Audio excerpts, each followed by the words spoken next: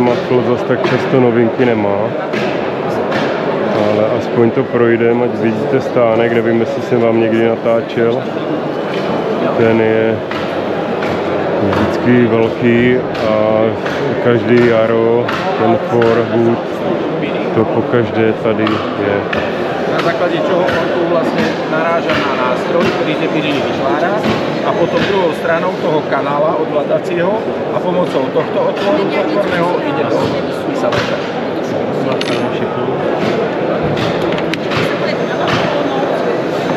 No a ešte tá lišta.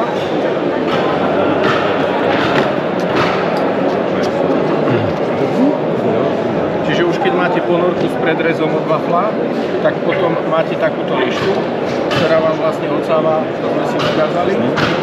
Potom je tu drážka, ktorá je vlastne v lište. Ja ju viem vlastne položiť do lišty. Keďže mi padá na hranu, tak využijem.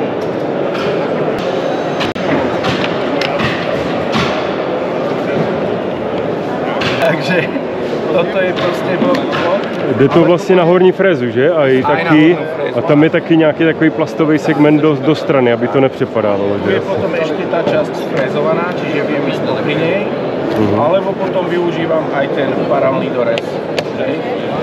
Že viem si to využiť aj na lište a idem popri silikonovom profile, aby som proste nevytrhal materiál. Alebo ju otočím.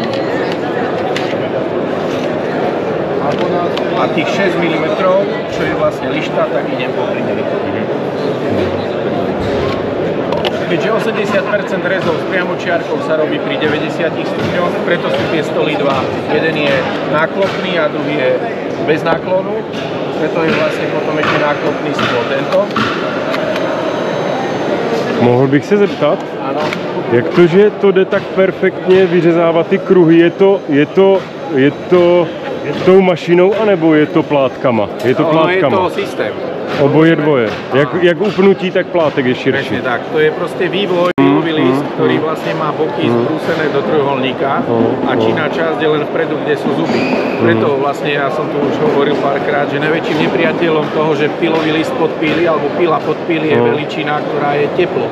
A to vplýva vlastne na... Ak sa zahreje, tak áno, to... A to vplýva na ten pilový list tak, že on tlačí na podkladový materiál svojím odporom, že ho trie a potom sa prehrieva a vtedy ho ohne na ľavú alebo na pravú stranu. A to upnutie je stejné? Podobný jak u konkurence, nebo je tam nějaký taky super vychytávka? Nie, to upnutie je špeciálne kvôli tomu... To se furt mení u všech firem a... Tu sa to nemení od roku 2010. Že odtedy tá priamočiarka je na trhu. A keď si všimnete, tak vlastne tá hriadeľ je ako jednoliatý celok a tvorí proste súčasť toho pilového listu. Tam nejdou vidět žádný západky, ani se dívám. Tak, a není tam vlastne tá rolnička, ktorá vám vlastne vytvára predkmit. Ale ja keď predkmit vypnem, tak ja s tou pilou ani nepohnem, alebo s tým hriadeľom. Ale až na základe toho, že predkmit zapnem, tak vtedy ho aktivujem. A on potom robí to fercovanie, že vám dopomáha k tomu, aby ste mohli vlastne píliť. No a čo by ste s inou pilou nespravili je to, že... Horúce, áno, máte tu. Takže je tam pružina, ktorá vám ten pilový list katapultuje von. Vystrelí. No ale tá rolnička, ktorá pri ostatných pílách robí ten predkmit, tu nie je. A preto vlastne, keď ja zapnem vlastne pílu, viem ten pilový list dať opačne a vidím vlastne tu ten rez.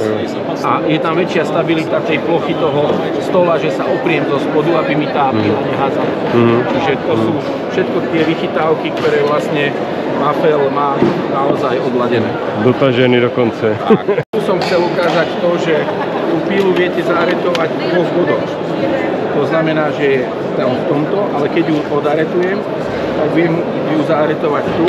Jo, že dojedete až do konce, do rohu materiálu. Každý milimeter sa niekedy počíta.